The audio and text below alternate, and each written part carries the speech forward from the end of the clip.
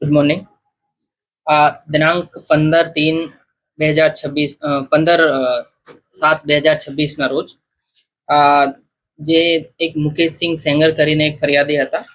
આને કહેવો હતો કે આની બાળકીના સાથે બીજી સાથમાં પડતી બાળકીની 15/3/2026ના રોજ કોઈ છોટી મોટી બાબતના સ્કૂલમાં ઝઘડો થયો હતો, જેના લીધે આની બાળકી જ્યારે ટ્યુશન જાવતી હતી. આની બે બાળકીઓ છે, જેમાંથી એક 18 વર્ષની છે, બીજી જે નાની બાળકી છે આ 17 વર્ષની છે.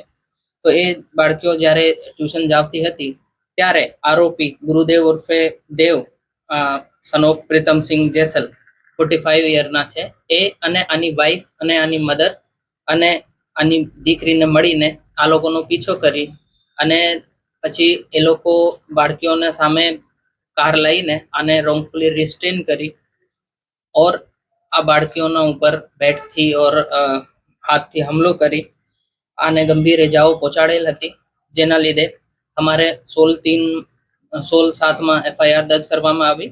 અને પછી આમાં જે ઇજાઓ અને બીજી જે સોશિયલ મીડિયા પર વાયરલ થયેલ વિડીયોને જોતા અમારે કલમ ઉમેરો પર કરવામાં આવ્યો, જેમાં પછી અમને 109(61)(2 જે कि गुनाहित कावतरो અને 126(2) और GP एक्ट મુજબ FIR માં કલમ ઉમેરા કરવામાં આવ્યા. તે પછી કાલે 18/7ના રોજે આ ગુરદેવસિંહને શામ 4 વાગે અમારે અરેસ્ટ કરી લીધો છે.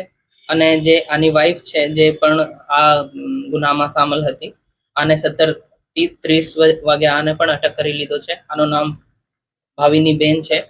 અને જે બીજા બે આરોપીઓ છે, એક બાળકી જે કાયદાના સંઘર્ષમાં છે, આ નાની બાળકી છે આ, અને એક લેડી જે ગુરુદત્તની મધર હતી, એ બુજુર્ગ માણસ છે. આની ઉંમર એ સિનિયર સિટીઝન છે, જેથી અત્યારે એ લોકોને અટક કરવા માટે તજવીજ ચાલી રહી છે.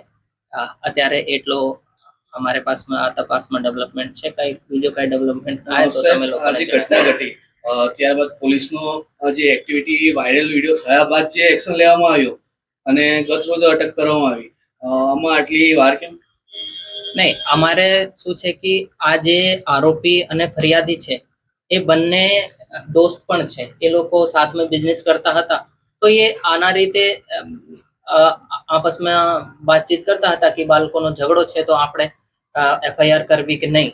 તો એ લોકો અમે સિમ્પલ જણાયો. પછી જે આ જે ફરિયાદી છે આના કંઈથી વિડીયો જઈને રૂટ પર ત્યાં GIDC ના જે સર્વર છે આમાંથી આ વિડીયો લીધો અને તે પછી આ લોકોને ગંભીરતા માલુમ પડી અને અમે પણ જાણ કરી, તો અમે તુરંત જ કલમ ઉમેરો કરીને આ લોકોને અરેસ્ટ કરી લીધા. બાળકોનો જે ઝઘડો છે કઈ બાબતનો હતો એ તપાસમાં આવ્યું છે?